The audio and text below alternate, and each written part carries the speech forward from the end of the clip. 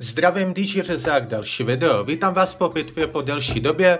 Dneska tady mám bezpečnostní kameru AVM357 od společnosti AVTech. Takže zde můžeme vidět kryt, který kameru chránil před kroupy nebo nějakým větrem a vodou, i když samotná kamera byla voděodolná.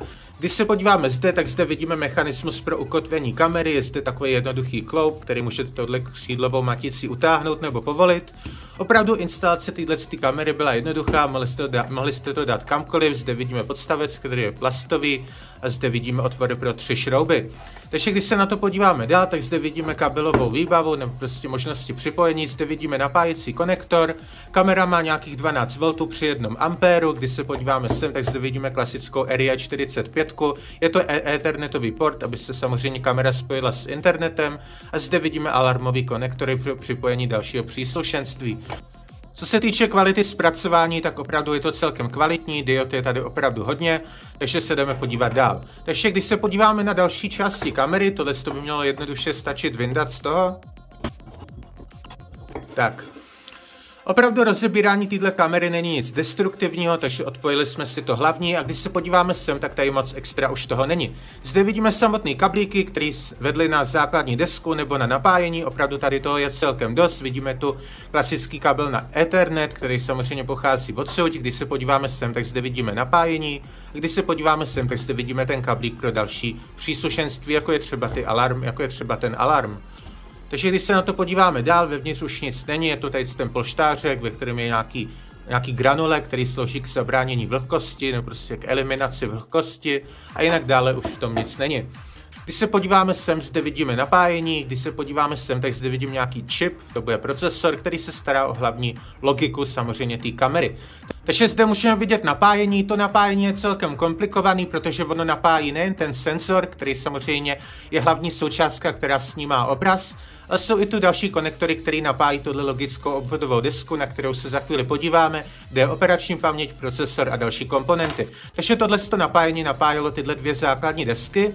A když se na to podíváme, tak opravdu je to celkem složitý, aspoň to tak vypadá.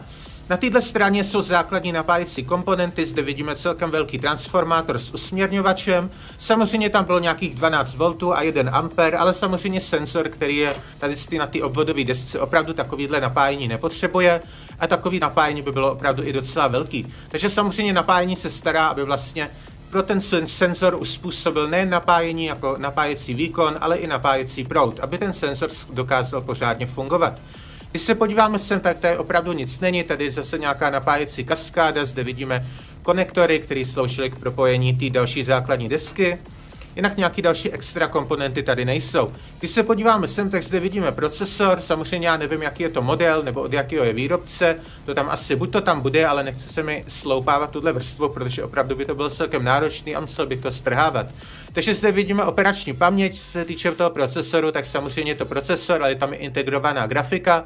Samozřejmě 720p nepotřebuje nějakou extra grafickou kartu, ten procesor na to stačí. Zde vidíme řadič, nějakou napájecí kaskádu, která se stará o procesor, operační paměť, u který taky nevím, jakou má kapacitu, i když se na to dívám, s označením to jen tak nevyčtu.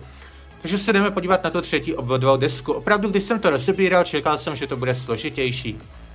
Tak než se na to podívám, chci něco říct o samotné konstrukci té kamery. Opravdu opravitelnost té kamery, samotné rozmontování je velice, ale velice jednoduchý. Žádná destruktivní činnost, nic jsem nezničil, kamera je normálně rozebraná, takže normálně jde poskládat.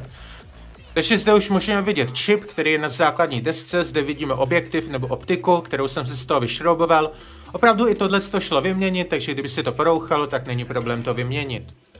Zde vidíme celkem zajímavý jednoduchý elektromagnetický mechanismus, který přepíná tyhle filtry na noční a denní režim. To znamená, když kamera natáčela ve dne, tak se nastavil tenhle filtr a když natáčela večer, tak se natáčel tenhle.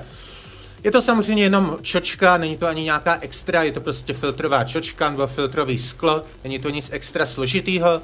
Funguje to na elektromagnetismu, takže je tam samozřejmě cívka, která je ovládaná přes elektrický impuls nebo signál, který do toho jde a tím se kamera samozřejmě dokáže ovládat.